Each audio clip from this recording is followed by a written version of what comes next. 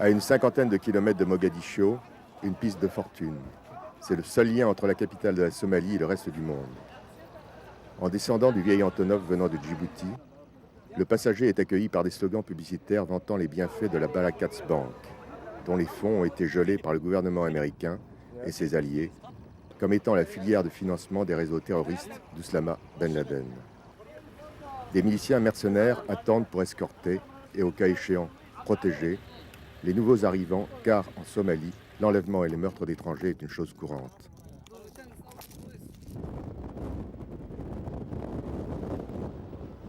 Mogadiscio.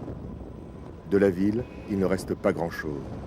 Ici, on s'est battu pendant plus de 10 ans entre clans ennemis, chacun voulant étendre son influence, son territoire. 4 clans ennemis qui se sont affrontés à l'arme lourde, au corps à corps. 10 ans de tueries quotidiennes, de viols, d'assassinats d'innocents.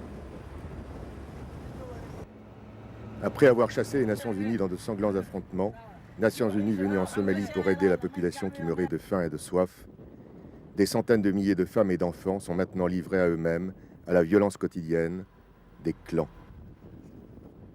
De ces maisons, de ces marchés grouillant de nourriture, du palais présidentiel de l'ancien dictateur marxiste Siad Barre, qui fit de la Somalie une base soviétique pendant une vingtaine d'années, de l'Assemblée nationale, de la cathédrale, il ne reste plus rien.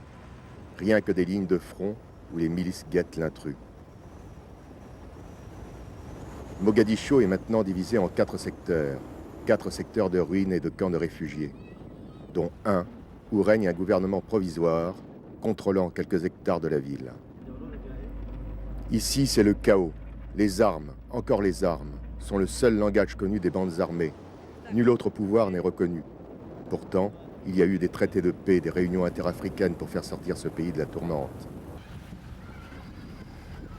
Encore il y a quelques jours à Nairobi, on parlait de paix. Mais depuis, le Premier ministre présent aux négociations interethniques a été destitué au profit d'un général.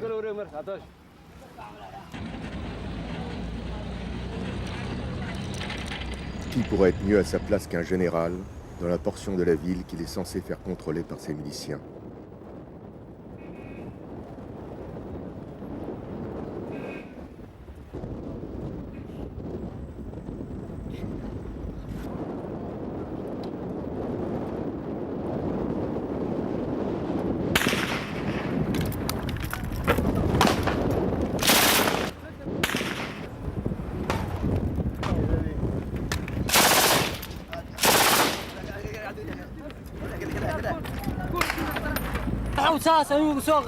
J'ai vu sa tête, je l'ai raté.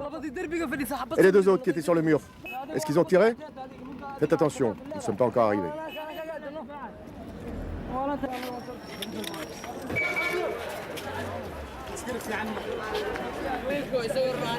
Ne me filme pas, toi. Ce ne sont pas des gens de Mogadiscio, ce sont des gens armés qui s'imposent dans cette ville. Ce sont des étrangers qui nous ont tiré dessus. Ils ne veulent absolument pas que vous les filmiez. C'est mauvais pour eux. Ils ne veulent pas que vous puissiez les voir.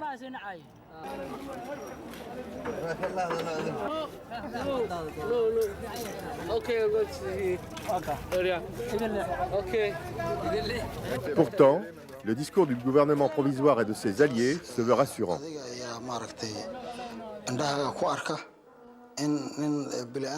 Vous pouvez voir vous-même qu'en Somalie, un être humain peut vivre sans problème. Nous sommes un pays civilisé, où l'on peut vivre comme bon vous semble. Vous êtes devant moi, et rien ne vous arrivera. Vous pouvez aller où vous voulez. Vous êtes libre de vos mouvements. Ça fait partie de nos traditions. Il n'y a pas de problème de peau, ni de problème de religion. C'est comme ça chez nous. Dans le secteur du gouvernement provisoire, un hôtel qui abrite les dignitaires. C'est la fête, irréelle dans un monde aussi démuni de tout. C'est la fête des chefs de clan, ou plutôt de ceux de cette administration transitoire. On regarde les chaînes d'information internationales. On commente les dernières nouvelles sur l'Afghanistan. Pour les ministres, on croit en la paix en Somalie, en la réconciliation nationale. On assure lutter contre le terrorisme, si terrorisme il y a. Le ministre de l'Intérieur de ce gouvernement a même créé, m'a-t-il dit, une section antiterroriste. Il admet pourtant que son pouvoir est limité au territoire qu'il contrôle. La Barakat Bank? On n'accuse pas sans preuve dans un état de droit. Nous attendons des preuves du FBI. Non, c'est une manipulation. Une manipulation américaine qui veut venger ses Marines morts à Mogadiscio. Une manipulation contre la Somalie. Mais quelle Somalie? Des provinces ont fait sécession et dans le reste du pays règne le chaos.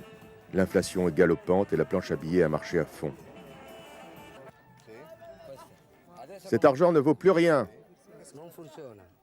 Dans les faits, les billets émis ne valent plus rien.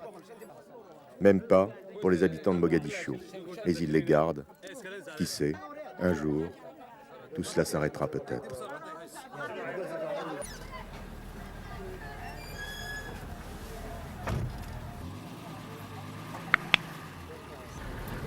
Dans l'hôtel, transformé en place forte, impossible de sortir sans escorte. La porte reste infranchissable. Why?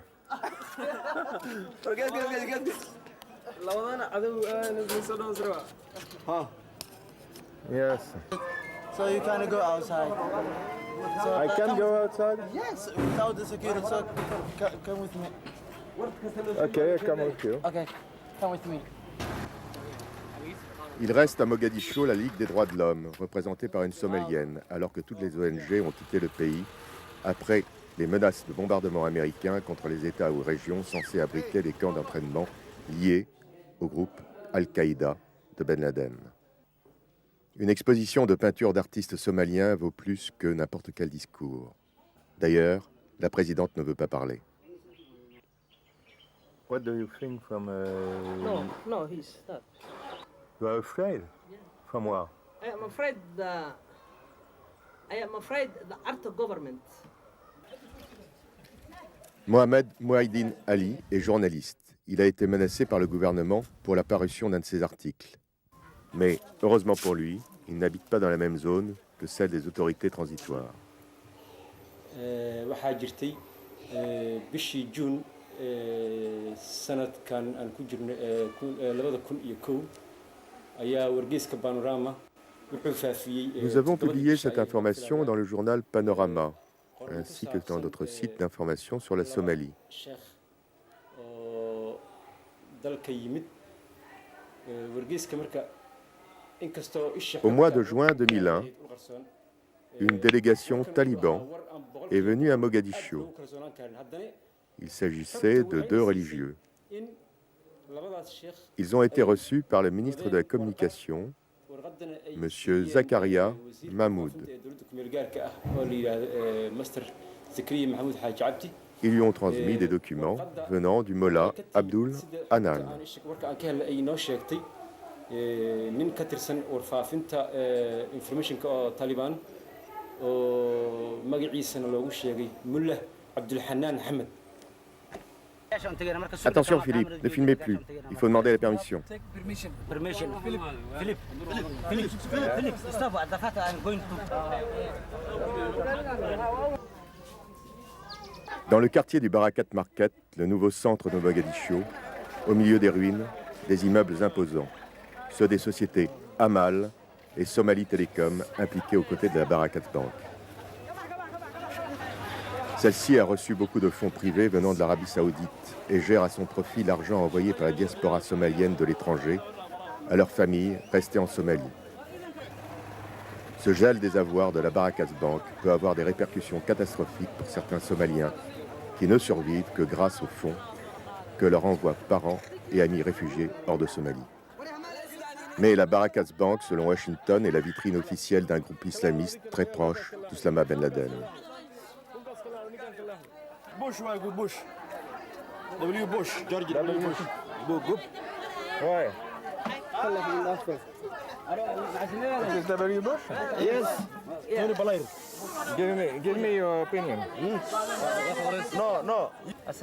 Ce groupe, Aïltad al-Ismaïlia, est devenu, depuis 1996, un véritable groupe armé avec des structures solides, qui sont dénoncées par l'Éthiopie qui a lutté contre ces milices, en Ogaden. Dans le marché, ce qui frappe en premier, c'est le nombre important de femmes voilées. Pourtant, la femme somalienne n'a jamais porté le voile. L'ambiance, soudain, se tend. La caméra est devenue indésirable pour beaucoup.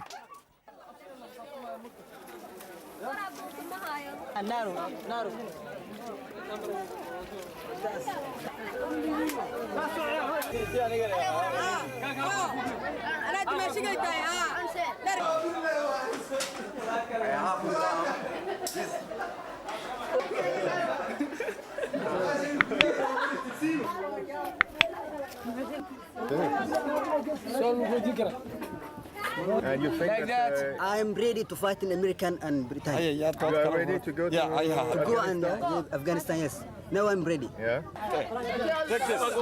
All Somalia believe that Osama bin Laden is a Muslim, and we support it. Every Somali support Osama bin Laden. Osama bin Laden is a Muslim. Okay.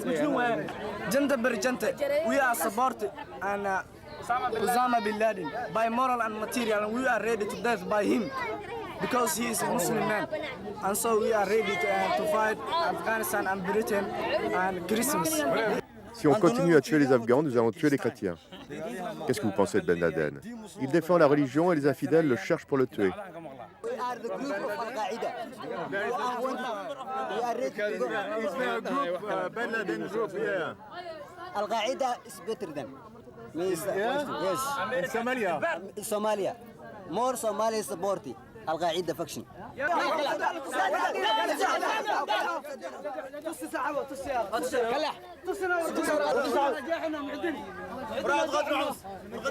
What do you want to say?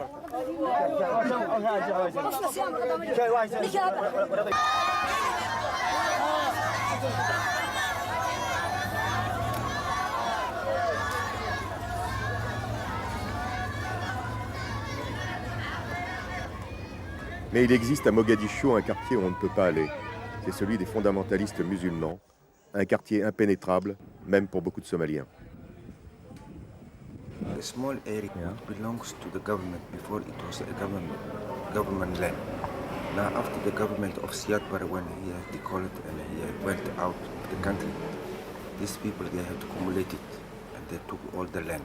Yeah. So they built a big mosque. They can kill you. Why? Because it's a place where they don't want nobody to come over there until they know that someone is coming. They don't want nobody to come over there. And they get the help from 3 places: Saudi, Dubai, and Iran. These 3 people are giving them some money so that they're giving to the poor some foods and something like that. They do not know any other people to go over there. It's so difficult to go over there. You can go, but you have to go. You have to take a long procedure. A long procedure. You have to go first to Olympic, and ask them, and they will ask you so many questions. Again, you have to go to Barakat, and they will ask you so many questions. Again, you have to go to Nation Company. Again, they will going to give you another question. So that after they will decide you, they will tell you after 3 or 4 days come back, so that they will decide and see what you are doing and what you want to do, so that time they will accept or no. Mais le travail de la Barakats Bank ne s'arrête pas au financement du terrorisme.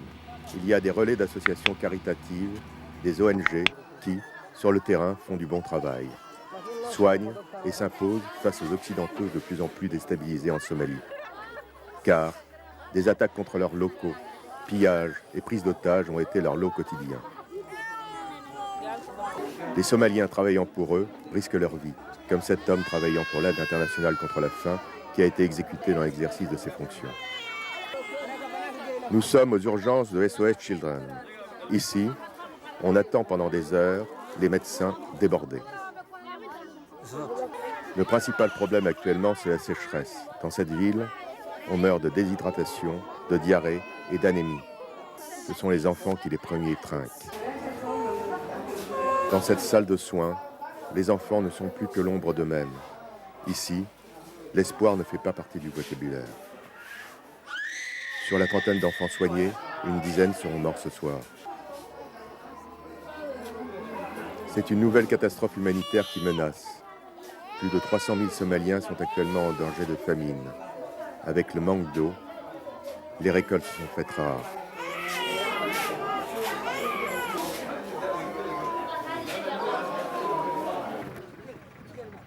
Un autre quartier de la ville, d'autres clans qui s'interposent, un incident, des menaces, encore des menaces.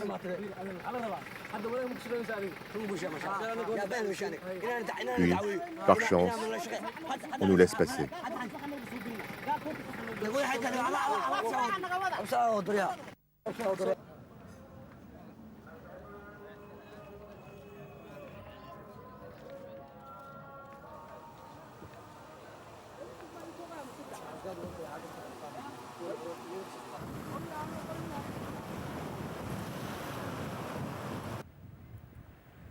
Ces quelques gravats, ces carcasses de chars abandonnés en pleine mer,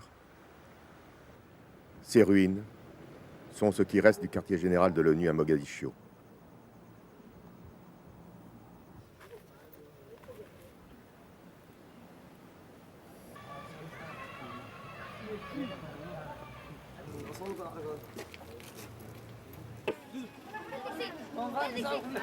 Des patrouilles motorisées circulent. Il faut garder le terrain si chèrement gagné et faire régner son ordre. Malgré les combats acharnés, les habitants de Shingani sont restés là. Ils n'ont jamais voulu partir. Ils se sont terrés pendant les affrontements. Puis, un semblant de paix est revenu. La vie a repris. Ils sont des milliers à habiter ces ruines du quartier des ambassades. Des milliers à survivre sous l'œil des miliciens armés. Des milliers à avoir faim et soif. Les enfants récupèrent dans les trous et les gravats tout ce qui peut servir à la vie de la famille, au risque de leur vie. Car, de temps à autre, on entend une détonation. C'est une mine qui vient d'exploser. Nous avons besoin d'aide de la Croix-Rouge et des Nations Unies en urgence dans notre quartier de Shingani. Ici, tout est détruit. Les femmes et les enfants ont besoin d'aide. On n'en peut plus.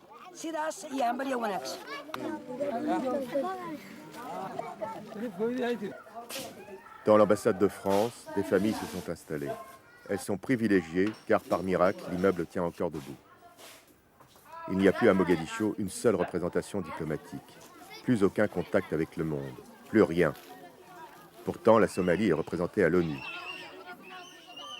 Le président du gouvernement provisoire y a même fait un grand discours il y a quelques mois.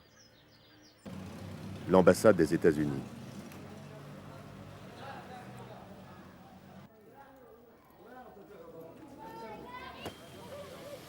Ici, dans ce quartier de la capitale, pas une ONG. Personne. Aucune aide ne vient. Les habitants ne peuvent compter que sur eux-mêmes.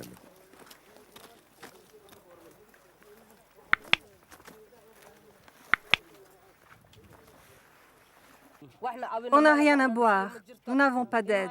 Mes enfants n'ont rien. Nous avons dû fuir et refuir les combats. Nous sommes les Benadiri. Nous n'avons pas pris les armes.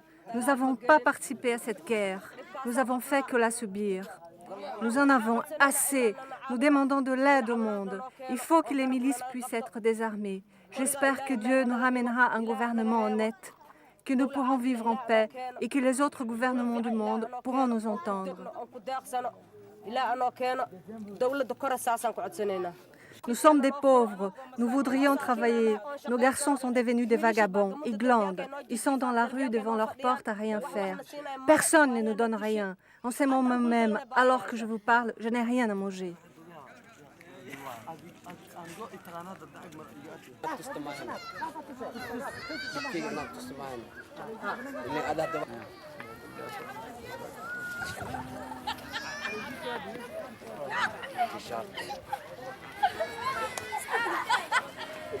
Life J. Shoeshine. What? Shoeshine. Life J. Shoeshine. Je n'ai pas pu aller à l'hôpital. I am not blind. Every day is sitting. I'm not burbling very well. No money, no job, no work.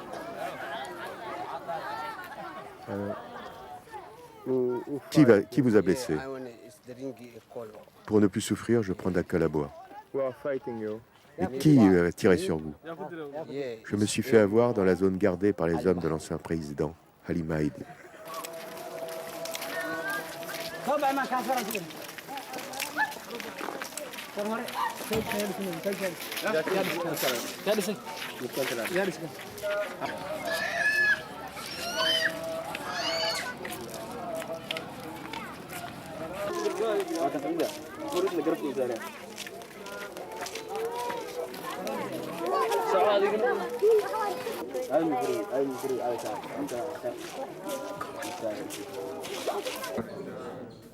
Une réunion de sages Benadiri. Les Benadiri, cette minorité somalienne, n'a jamais pris les armes par conviction religieuse. Ils sont de croyances soufistes. Les soufistes sont des musulmans, mais ils ne croient pas que la violence, la djihad, peut faire avancer leur foi. Ils étaient des marchands, des intellectuels. Ils ont réussi à garder leur identité malgré les massacres que tous les clans réunis dans une même haine ont commis contre leur communauté. Mais leur survie tient pour beaucoup aux exilés qui sont aux États-Unis, en Europe et aux Émirats arabes unis. Ils tentent de créer une opposition aux clans et lancent des appels à l'Occident qui pour l'instant sont restés lettres mortes, pour la simple raison qu'ils ne représentent pas une force militaire, qu'ils n'ont pas de milice à leur service.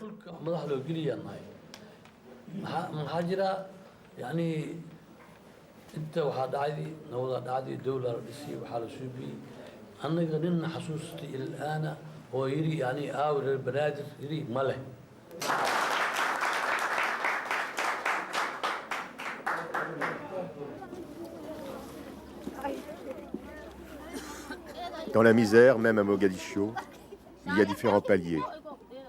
Nous voici dans un camp de réfugiés. Ils viennent de tout le pays croyant que, dans la capitale, ils allaient pouvoir avoir la paix et manger à leur faim. Ils sont parqués indifféremment dans tous les secteurs de la ville. Ils se sont dressés des huttes dans lesquelles ils tentent de survivre. Ne pouvant aller dans un centre de soins, cet homme, qui s'était blessé à la jambe, est allé voir un guérisseur qui l'a opéré. Depuis, il est paralysé. On m'a ouvert la jambe avec un couteau. Mes pieds, mes jambes, ce sont ce fauteuil. Je ne peux pas vivre sans lui. Moi, je connais cette ville. Je ne connais de cette ville que le marché et le camp de réfugiés.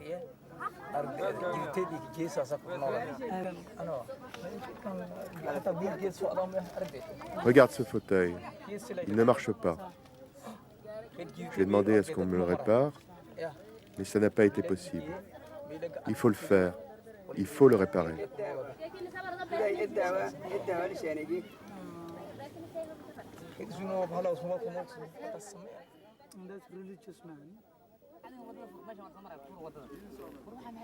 Sur ces visages marqués par le désespoir, l'incompréhension, la lassitude, il n'y a plus rien qu'une détresse profonde. Que faire pour ces gens qui, depuis des années, souffrent tant? Que faire de ces chefs de guerre, de ces fondamentalistes religieux qui se complaisent dans le chaos qui règne en Somalie?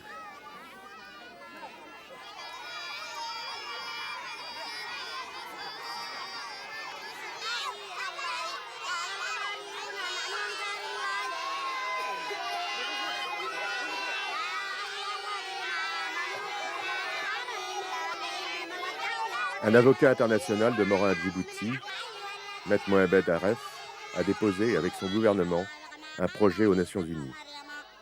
La création d'un tribunal pénal international pour les crimes de guerre en Somalie. Comment entraîner ces chefs de milice devant une instance internationale? Là est la question.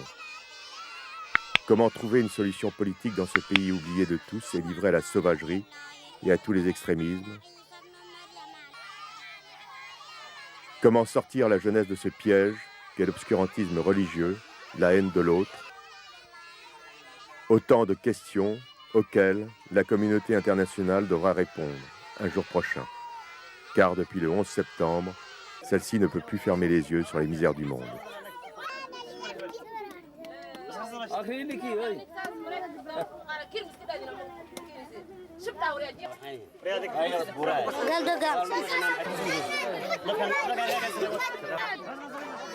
Allez-vous-en, allez-vous-en, allez-vous-en.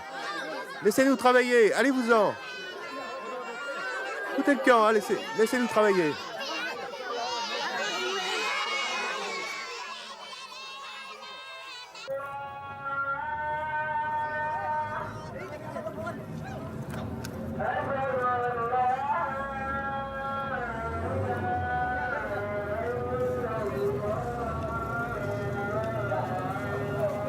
Thank you.